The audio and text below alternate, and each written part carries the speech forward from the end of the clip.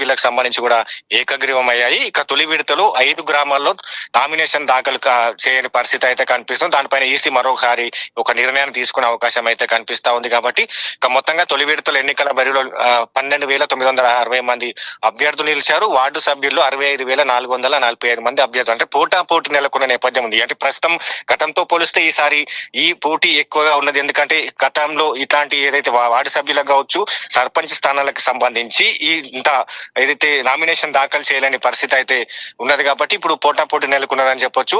ఇక ప్రధానంగా ఓటింగ్ కి సంబంధించి కూడా కొనసాగుతా ఉన్నది. ఇప్పుడిప్పుడే ఆ ఓటర్లంతా కూడా తమ ఓటు హక్కును వినియోగించుకుంటున్న పరిస్థితి అయితే కనిపిస్తా ఉన్నది. కాబట్టి ఇక మధ్యాహ్నం 1 గంట వరకు ఈ పోలింగ్ జరిగే అవకాశాలు అయితే హరీష్, అక్కడ ప్రధానంగా శాంతి భద్రతల విషయం ఎలా ఉంది? సంబంధిత అధికారులు ఎటువంటి గందరగోళం సృష్టించే వ్యక్తులకి పోలీసు పహారా కానీ అక్కడ ఏ రకంగా ఉంది? అక్కడ మద్యం దుకాణాలు కావచ్చు, ఇప్పటికే ఆల్రెడీ బంద్ అయి ఉన్నాయి, మన అందరికీ తెలుసు. ఎన్నికల పోలింగ్ తర్వాత అక్కడ పరిస్థితి ఎలా ఉంది? శాంతి భద్రతలకు సంబంధించి కూడా ఎట్టి పరిస్థితులు వారిపైన కూడా కఠిన చర్యలు తీసుకుంటామని కూడా ఇప్పటికే పోలీస్ శాఖ నుంచి కూడా హెచ్చరికలు జారీ చేశారు. ప్రధానంగా పోలింగ్ కేంద్రాల వద్ద కూడా సీసీ కెమెరాల బిగింపు కావచ్చు, ఇక 144 సెక్షన్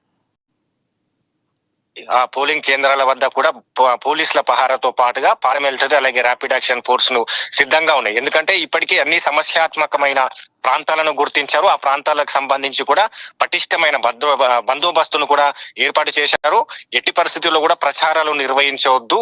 ప్రచారాలు నిర్వహించిన క్రమంలో ఆ అభ్యర్థి పైన కూడా చర్యలు తీసుకుంటామన్నట్టు కూడా హెచ్చరికలు జారీ చేశారు.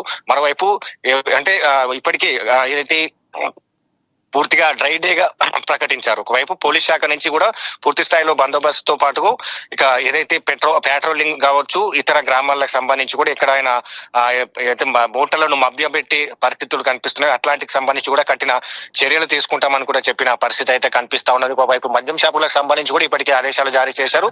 మద్యం షాపులకు సంబంధించి కూడా మొన్నటి నుంచి మద్యం షాపుల బంద్ కొనసాగుతున్న నేపథ్యం అయితే కనిపిస్తా ఉన్నది. కాబట్టి ఇక ఎన్నికలను ఏదైతే శాంతి భద్రత నడుమ నిర్వహించాలని కూడా ఇప్పటికే ఏదైతే ఈసీ కావచ్చు, వైపు పోలీస్ శాఖ నుంచి కూడా ఆదేశాలు జారీ చేసిన నేపథ్యంలో పూర్తి స్థాయిలో ఇప్పటికైతే ప్రశాంతంగా కొనసాగుతున్నది.